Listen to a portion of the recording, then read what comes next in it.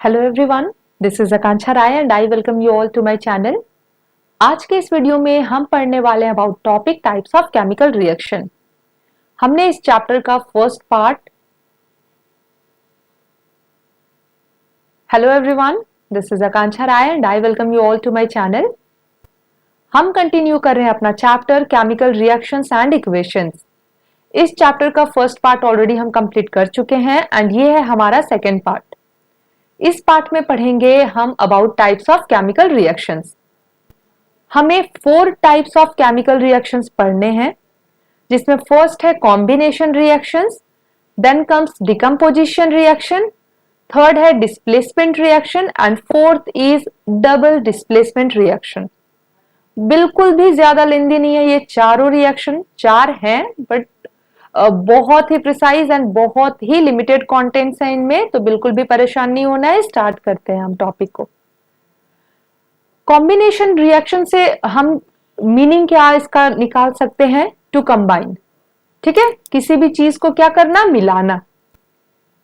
तो जिस रिएक्शन में 2 या 2 से ज्यादा सबस्टांस कंबाइन करते हैं और सिंगल सबस्टांस बनाते हैं, ध्यान रखना है हमें, ठीक है, सिंगल सबस्टांस। भले 2 या 2 से ज्यादा सबस्टांस मिले बट बन कितना रहा है हमारा सबस्टांस, एक। तो ऐसे रिएक्शन को हम कहते हैं कॉम्बिनेशन रिएक्शंस।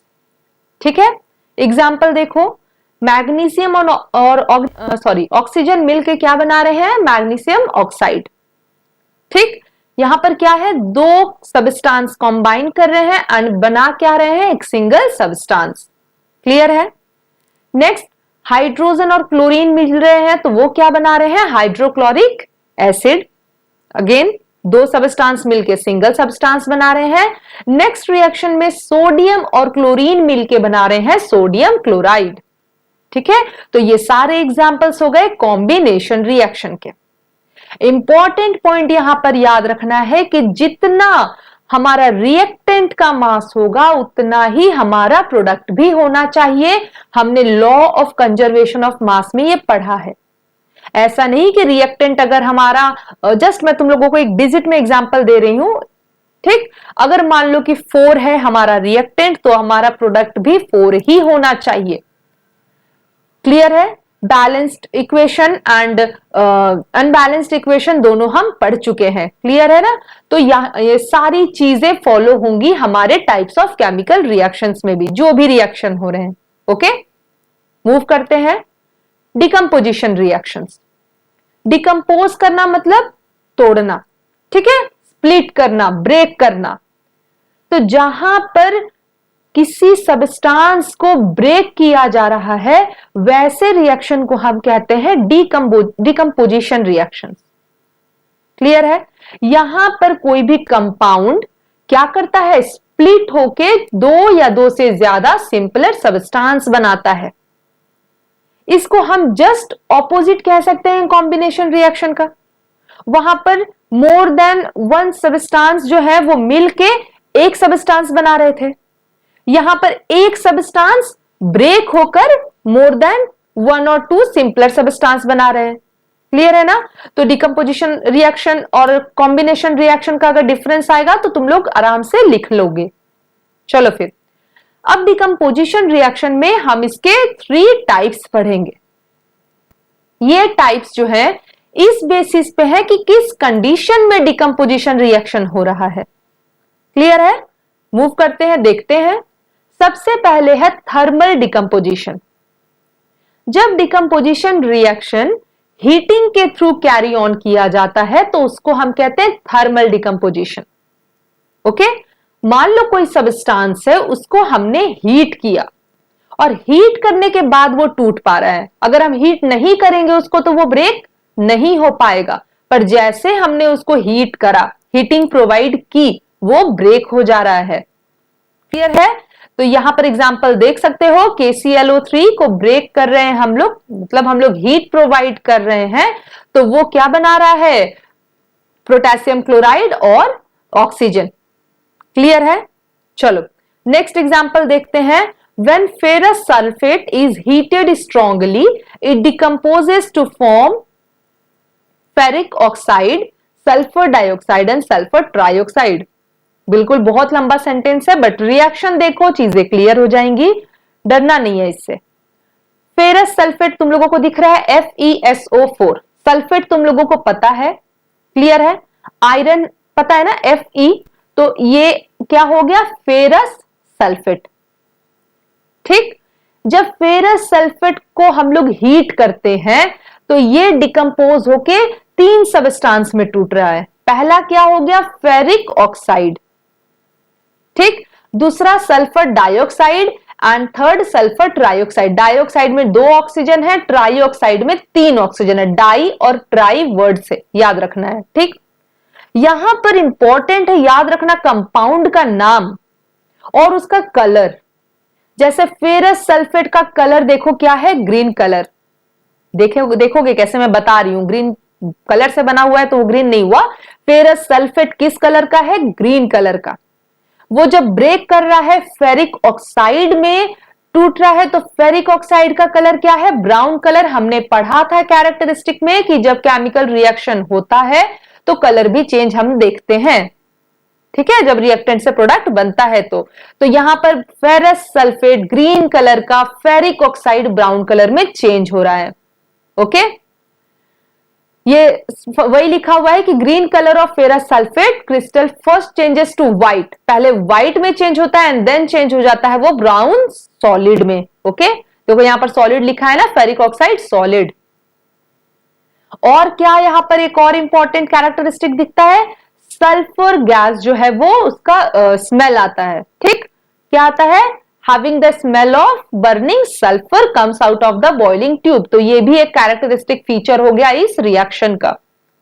ओके, देखो यहां पर मैंने इसी एग्जाम्पल के बेसिस पे ये क्वेश्चन पुट किया है जो बुक में भी अवेलेबल है। When a green iron salt is heated strongly, green colour का क्या था, ferrous sulphate, its colour finally changes to black and odour of burning sulphur is given out. है ना, कितना सिंपल। अब आंसर देना, name the iron salt, ferrous sulphate. Name the type of reaction that takes place during the heating of iron salt, तो decomposition reaction and heat added है तो हम लिखेंगे thermal decomposition reaction. Right chemical equation for the reaction involve, available है ना। तो ये हो गया हमारा क्वेश्चन। और मान लो कि यहां पर order of burning sulphur question में भी दे देता कि किस गैस का जो है वो ऑर्डर आता है, तो वो भी तुम लोग लिख देते कि सल्फर गैस का। क्लियर है, ऐसे ही एग्जाम्पल से क्वेश्चन पुट किए जाते हैं जो 3 मार्क्स में आते हैं, बहुत ज्यादा इंपॉर्टेंट होते हैं। यहां देखो नेक्स्ट एग्जाम्पल, व्हेन लेड है ये, when lead nitrate is heated strongly it breaks down to form simpler substance। ये तो डिकम्पोजिशन रिएक्शन का डेफिनेशन ही है। क्या है, lead nitrate। ओके, पीबी क्या है, पीबी का जो नेम होता है वो होता है lead। lead nitrate ब्रेक कर रहा है, हीट एरो के ऊपर मुझे लिखना चाहिए था, मेंशन करना होता है। ठीक है, तो हीट प्रोवाइड कर रहे हैं, जो किसमें ब्रेक हो रहा है, लेड मोनोक्साइड में। हमने अभी डाइऑक्साइड और ट्राइऑक्साइड पढ़ा, देखो यहां पर सिंगल है तो यहां पर हो गया मोनोक्साइड। अगेन इंपॉर्टेंट क्या है, यहां पर कलर को ध्यान देना, लेड नाइट्रेट इज कलरलेस, और जब वो लेड मोनोक्साइड में चेंज हो जा रहा है तो it is getting yellow colour. Clear है, यहां पर किस गैस का फ्यूम्स रिलीज हो रहा है, brown fumes of nitrogen dioxide. Reaction में दिख रहा है ना तुम लोगों को, brown fumes of nitrogen dioxide gas evolve हो रहा है। Lead monoxide is reddish brown when hot but yellow when cold.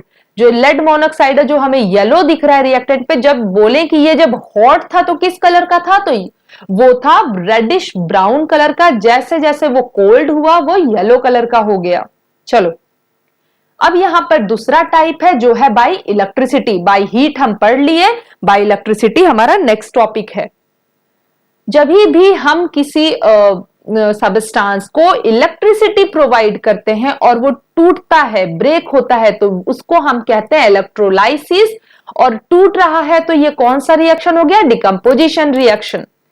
First example बहुत इंपॉर्टेंट है, when electric current is passed through acidified water it decomposes to give hydrogen gas and oxygen gas।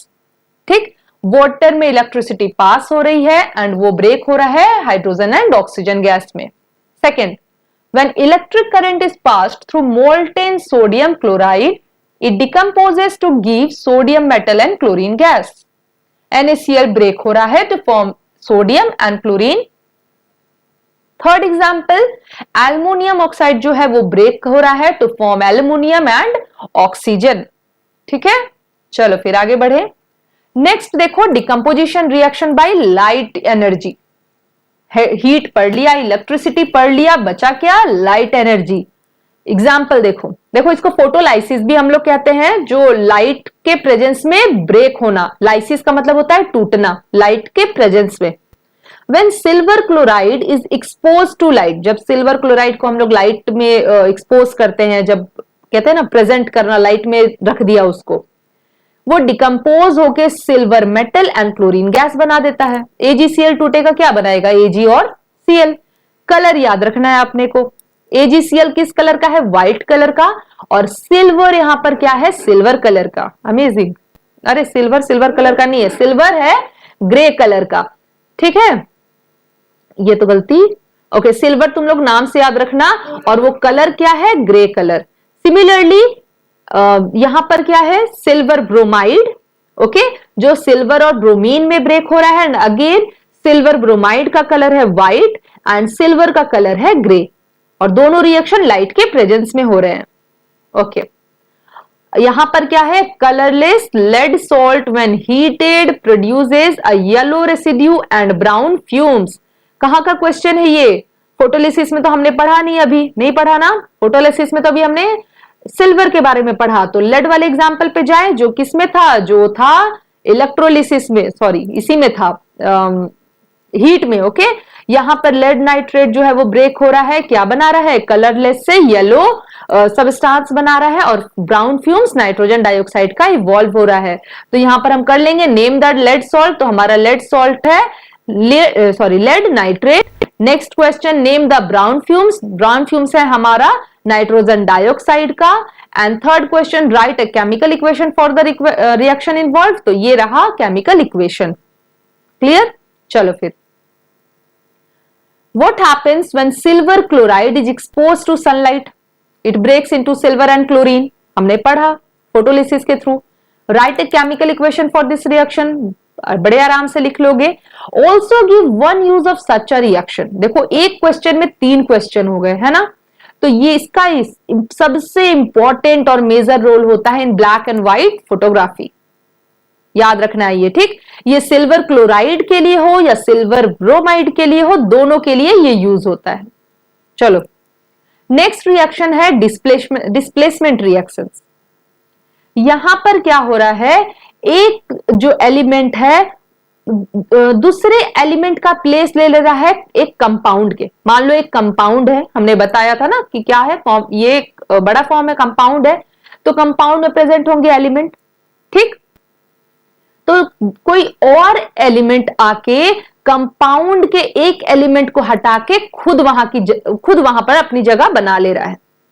Simple से example समझो. मान लो अगर 2-3 friend का group है, कोई एक अकेला है, वो क्या कर रहा है? अकेला वाला इस ग्रुप के पास आकर एक को हटा दे रहा है और उस ग्रुप में अपनी जगह बना ले रहा है.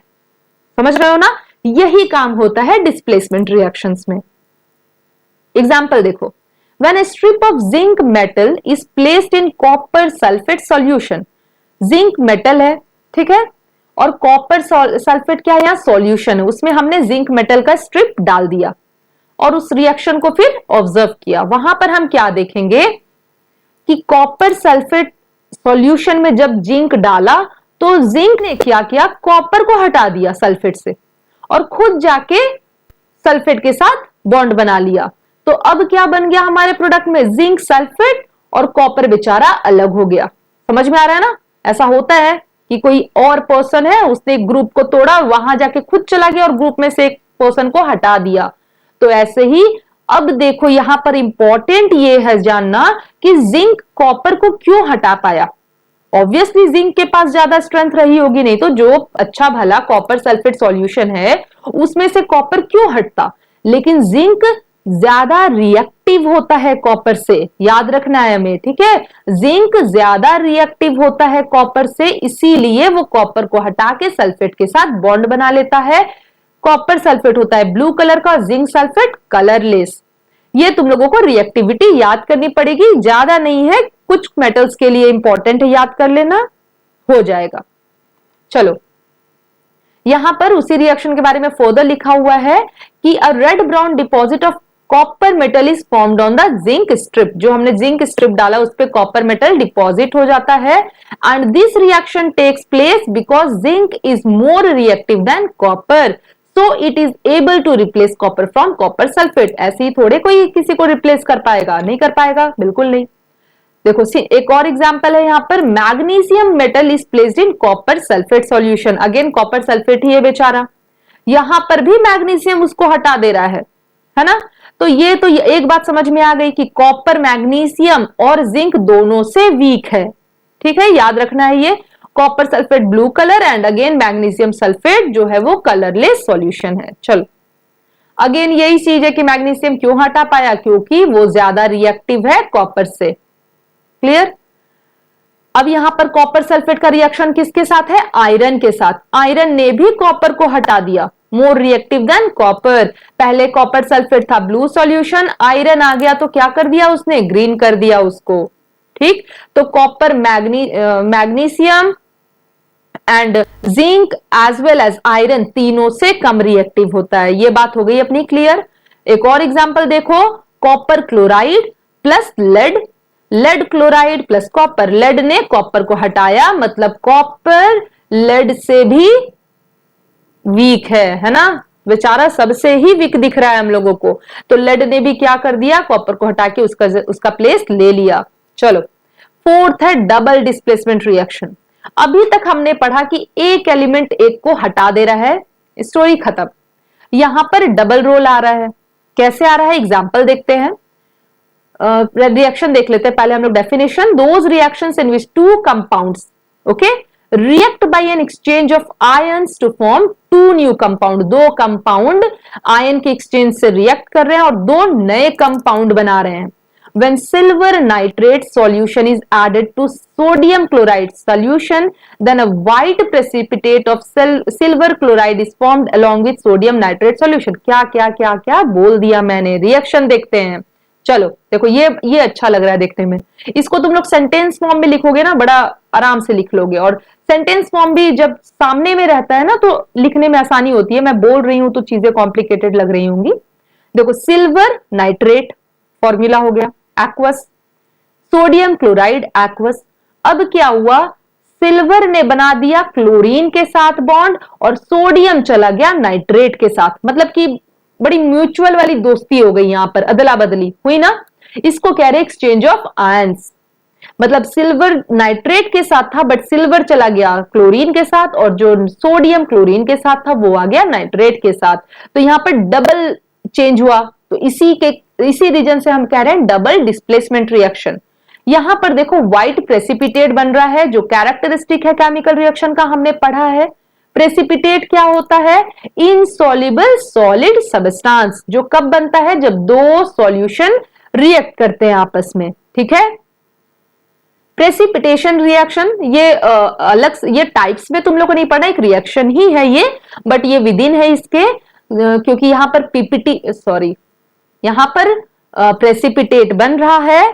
तो ये इसको हम क्या कहेंगे, any reaction in which N insoluble solid that is called precipitate is formed that separates from the solution, ठीक, इज कॉल्ड प्रेसिपिटेशन रिएक्शन। अब ये सॉल्यूशन से तो सेपरेट ही होगा ना, जब वो सॉल्युबल हो नहीं सकता है सॉल्यूशन में, इनसॉल्युबल है तो वो सेपरेट ही रहेगा।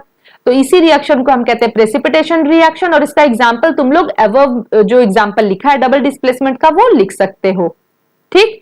तो ये पूरा पार्ट हो गया हमारा किस चीज का, हमारा ये पूरा पार्ट हो गया टाइप्स ऑफ केमिकल रिएक्शंस का।